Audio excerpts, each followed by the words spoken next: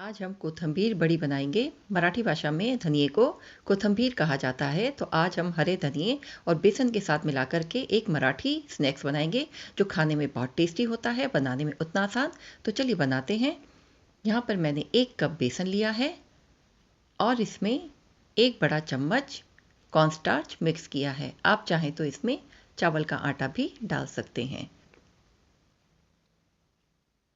इनको अच्छे से मिक्स कर लेना है। अब थोड़े सूखे मसाले मिलाएंगे। आधा चम्मच लाल मिर्च पाउडर, 1 चम्मच धनिया पाउडर और आधा चम्मच हम गरम मसाला इसमें मिक्स करेंगे। बाकी मसाले आप अपने स्वाद के अनुसार डाल सकते हैं। नमक भी स्वाद के अनुसार होगा। यहाँ पर मैंने 1 चम्मच डाला है, बाकी आप अपने टेस्ट के अकॉर्डिंग डालें। 1 चम्मच चॉप किया हुआ अदरक और इतनी ही मात्रा में बारीक कटी हुई हरी मिर्च। इन्हें अच्छे से मिला लेना है।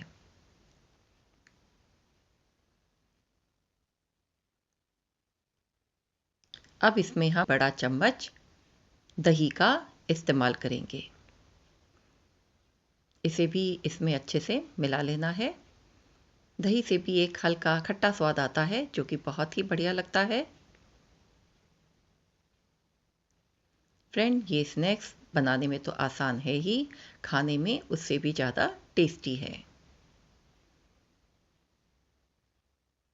अब इसमें हम पानी डालेंगे थोड़ा थोड़ा करके। इकट्ठे पानी नहीं डालना है, नहीं तो इसमें गुठलियाँ बन जाएंगी।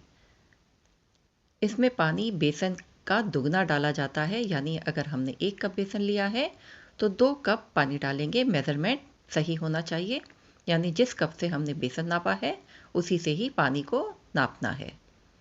पानी थोड़ा थोड़ा करके डालेंगे ताकि मिक्सचर एक सा बने।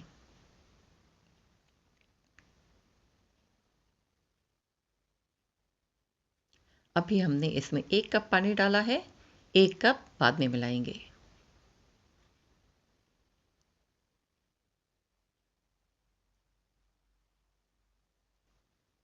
चाहे तो आप विस्कर का भी इस्तेमाल कर सकते हैं।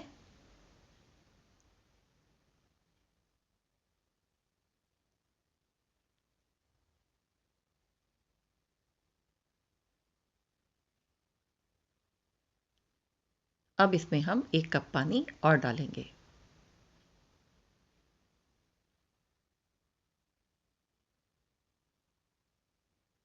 बस इस बात का ध्यान रखना है कि जितना बेसन उसका दुगना पानी।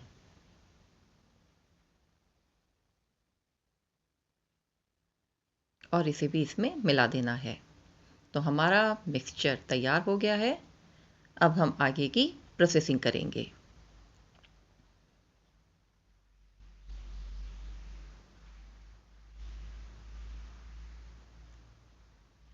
फ्रेंड, ये बहुत ही जल्दी बनने वाला नाश्ता है। अगर घर पर मेहमान आ जाएं, आपके पास कुछ भी नहीं है, तो आप इसे झटपट से बना सकते हैं। अब एक पैन में 2 चम्मच तेल गरम करें और तेल को अच्छे से गरम होने दें। जब तेल अच्छे से गरम में हम 1 छोटी चम्मच जीरा डाल देंगे।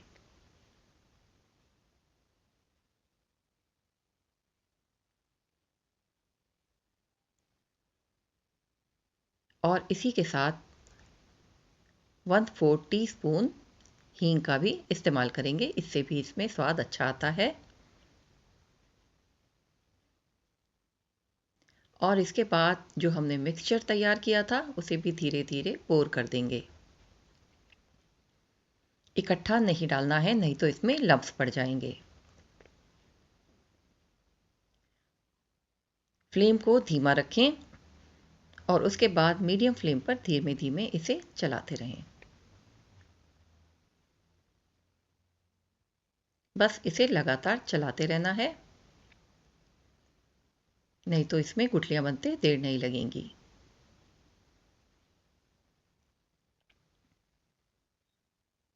आप देख सकते हैं मिक्सचर गाढ़ा होना शुरू हो गया है।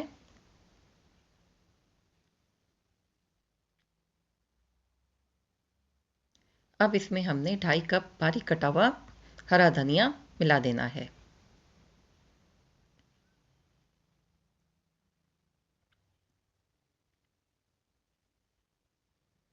और इसे तब तक चलाना है जब तक मिक्सचर पैन से अलग नहीं हो जाता।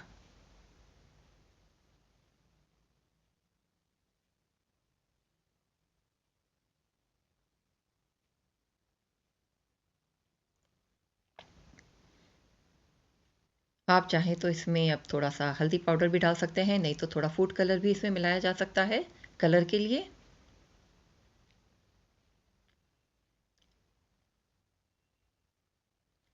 इसे आप शुरू में भी डाल सकते हैं, जब हम मिक्सचर बनाते हैं उस वक्त भी डाला जा सकता है।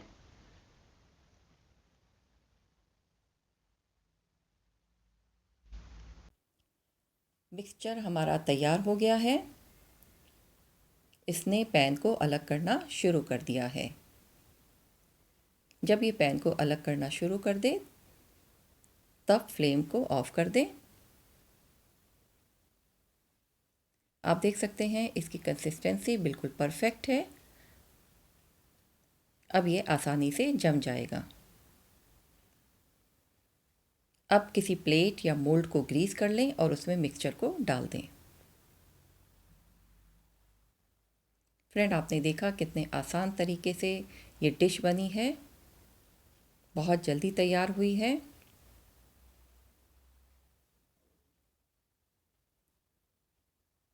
अब किसी स्पैचुला या फिर कटोरी से इसको एकसार कर लें।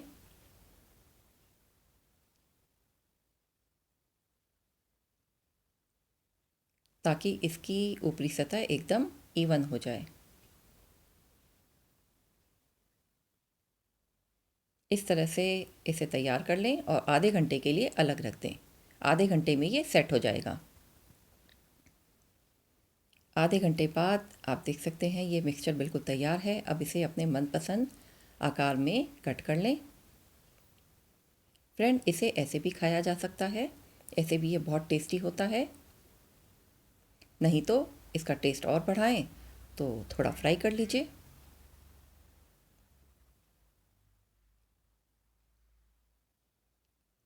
अगर ज़्यादा ही हेल्थ कॉन्शियस हैं तो तवे पर उल्टा पुल्टा करके सेक सकते हैं, नहीं तो कढ़ाई में इसे फ्राई कर लें, जैसे आप इसे खाना चाहें। तो फ्रेंड्स, आप देख सकते हैं कितने आराम से इसके पीसेस बन रहे हैं। और देखिए कितना परफेक्ट है ये। तो हमारी कोथिंबीर बड़ी बन करके तैयार है। अब इसे हम फ्राई कर लेंगे। इसे गोल्डन ब्राउन होने तक फ्राई करना है। चारों तरफ से इसे अच्छे से सेक लें।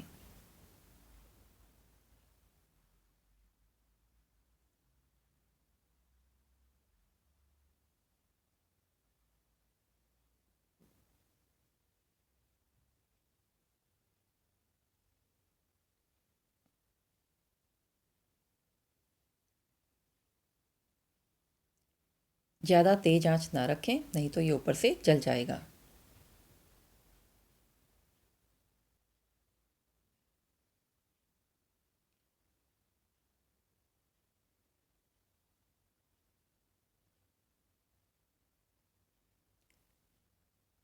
और जब ये गोल्डन ब्राउन होना शुरू हो जाए तब इसे फ्लिप कर लें और इसी तरह से सभी बड़ियों को सेक लें।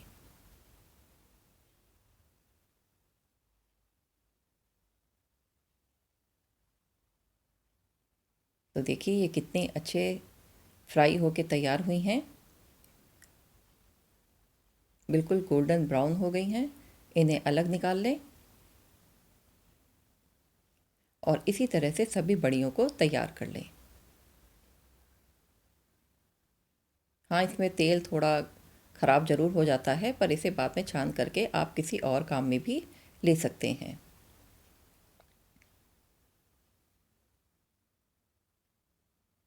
तो फ्रेंड्स, आपने देखा कितनी अच्छी डिश बन करके तैयार हुई है। अब इसे हरी चटनी या सॉस के साथ सर्व करें और एंजॉय करें। आप कच्ची बड़ियों को भी स्टोर करके फ्रिज में रख सकते हैं, ये बहुत दिनों तक काम आती हैं। फ्रेंड्स, अगर आपको मेरी रेसिपी अच्छी लगी हो तो इसे लाइक और शेयर करें, कमेंट भी करें और मेरे चैनल को सब्सक्राइब करें।